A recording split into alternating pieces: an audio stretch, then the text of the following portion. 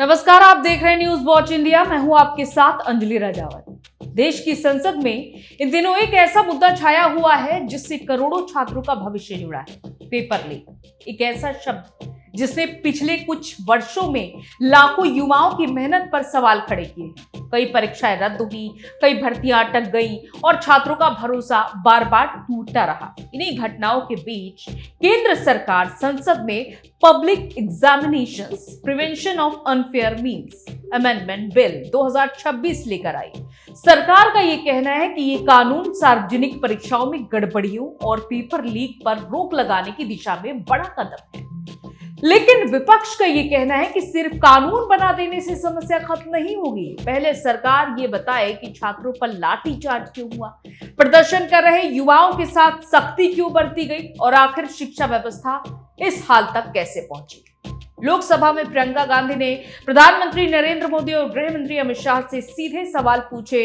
वहीं समाजवादी पार्टी के अध्यक्ष अखिलेश यादव ने ऐसा बयान दिया जिसने पूरे सदन का ध्यान अपनी ओर खींच लिया। उन्होंने कहा प्रधान को हटाकर प्रधानमंत्री को बचा लिया गया। तो आखिर संसद में क्या हुआ, नया विधेयक क्या कहता है, विपक्ष क्यों विरोध कर रहा है और क्या इससे वास्तव में पेपर लीक पर रोक लग पाएगी? आइए पूरी कहानी विस्तार से समझते हैं। मामला शुरू कहां से हुआ?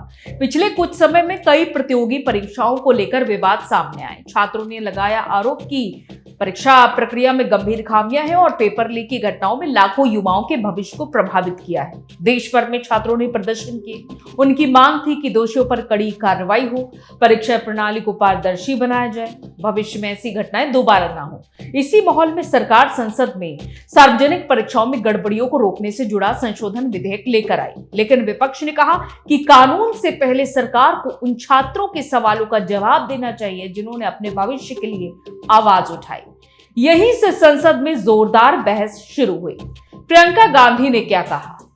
लोकसभा में कांग्रेस सांसद प्रियंका गांधी ने सरकार पर तीखा हमला बोला। उन्होंने कहा कि छात्र अपने भविष्य को बचाने के लिए प्रदर्शन कर रहे थे, लेकिन उनके साथ अपराधियों जैसा व्यवहार किया गया।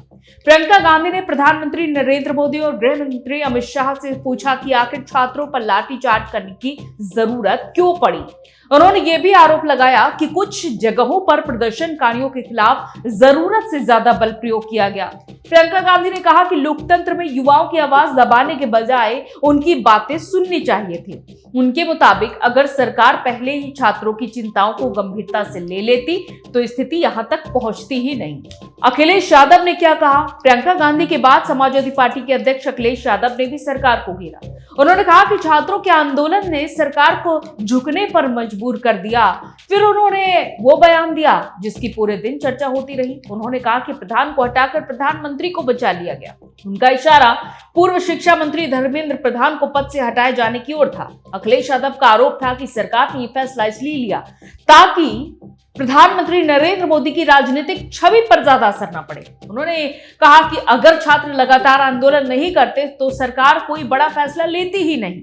अखिलेश यादव ने प्रदर्शन कर रहे छात्रों पर पुलिस कार्रवाई की भी आलोचना की और कहा कि लोकतंत्र में अपनी बात रखने वाली युवाओं के साथ ऐसा व्यवहार उचित नहीं कहा जा सकता। उनके भाषण के दौरान सत्ता पक्ष और विपक्ष के बीच कई बार तीखी नोकझोंक भी हुई।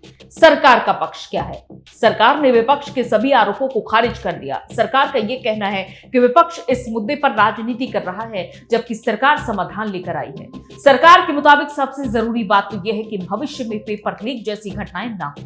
इसी उद्देश्य से नया संशोधन विधेयक लाया गया है। सरकार का यह दावा है कि इससे परीक्षा माफिया, संगठित गिरोह और गड़बड़ी करने वालों पर पहले से कहीं ज्यादा प्रभावी कार्रवाई की जा सकेगी। नए विधेयक में क्या है? अब सबसे महत्वपूर्ण सवाल, इस विधेयक में ऐसा क्या है जिसकी इतनी चर्चा हो रही है? सरकार के मुताबिक इसमें कई अहम बदलाव किए गए हैं। पेपर लीक और सार्वजनिक परीक्षाओं में संगठित धोखाधड़ी करने वालों के खिलाफ सजा को और प्रभावी बनाया गया है। भारी आर्थिक जुर्माने का प्रावधान जोड़ा गया है ताकि ऐसे अपराध करने वालों पर आर्थिक दबाव बने। मामलों की तेजी से सुनवाई के लिए विशेष व्यवस्था का प्रस्ताव है। जांच एजेंसियों को तय समय सीमा में जांच पूरी करने का भी जोर दिया गया है। साथ ही परीक्षा प्रक्रिया की सुरक्षा मजबूत करने और संगठित नेटवर्क पर कार्रवाई के लिए अतिरिक्त प्रावधान किए गए हैं। सरकार का यह कहना है कि इन बदलावों में परीक्षा प्रणाली में भरोसा बढ़ेगा। विपक्ष की आपत्ति क्या है? विपक्ष कहता है कि कानून बनाना अच्छी बात है, लेकिन असली सवाल यह है कि क्या सिर्फ कानून से समस्या खत्म हो जाएगी? विपक्ष का कहना है कि जब परीक्षा कराने वाली एजेंसियों की जवाबदेही तय नहीं होगी, जब तक अधिकारियों पर समय पर कार्रवाई नहीं होगी, जब तक तकनीकी सुरक्षा मजबूत नहीं होगी और जब तक पूरी परीक्षा प्रक्रिया पारदर्शी नहीं बनेगी, तब तक छात्रों का भरोसा पूरी तरह वापस नहीं आएगा। आखिर ये मुद्दा इतना बड़ा क्यों है? भारत में हर साल करोड़ों छात्र प्रतियोगी परीक्षाओं में शामिल होते हैं। एक पेपर लीक सिर्फ एक परीक्षा को प्रभावित नहीं करता, ये लाखों परिवारों की उम्मीदों को प्रभावित करता है। कई बार परीक्षा दोबारा करानी पड़ती है, भर्ती प्रक्रिया महीनों तक रुक जाती है, छात्रों को दोबारा तैयारी करनी पड़ती है, मानसिक तनाव बढ़ता है। सबसे बड़ी बात, पूरे सिस्टम पर भरोसा कमजोर होने लगता है। और यही वजह है कि पेपर लीक आज सिर्फ शिक्षा का नहीं, बल्कि राजनीति, प्रशासन और युवाओं के भविष्य का भी बड़ा मुद्दा बन चुका है। निष्कर्ष क्या है? फिलहाल संसद में दो अलग अलग तस्वीरें देखने को मिली। सरकार का कहना है कि नया संशोधन विधेयक सार्वजनिक परीक्षाओं को अधिक सुरक्षित और पारदर्शी बनाने की दिशा में बड़ा कदम है। विपक्ष का कहना है कि कानून के साथ साथ सरकार को छात्रों के साथ हुई कार्रवाई, परीक्षा प्रणाली की कमियों और जवाबदेही पर जवाब देना होगा।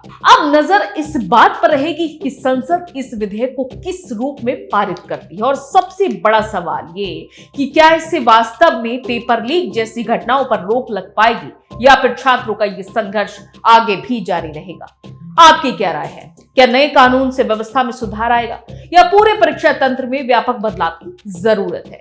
अपनी राय कमेंट बॉक्स में जरूर बताइएगा। अगर आपको ये एक्सप्लेनर पसंद आया हो तो वीडियो को लाइक करिए, शेयर करिए और ऐसे ही तथ्यपरक विश्लेषण देखने के लिए चैनल को सब्सक्राइब करना बिल्कुल मत भूलिए। तब तक के लिए जुड़े रहिए न्यूज वॉच इंडिया के साथ। नमस्कार।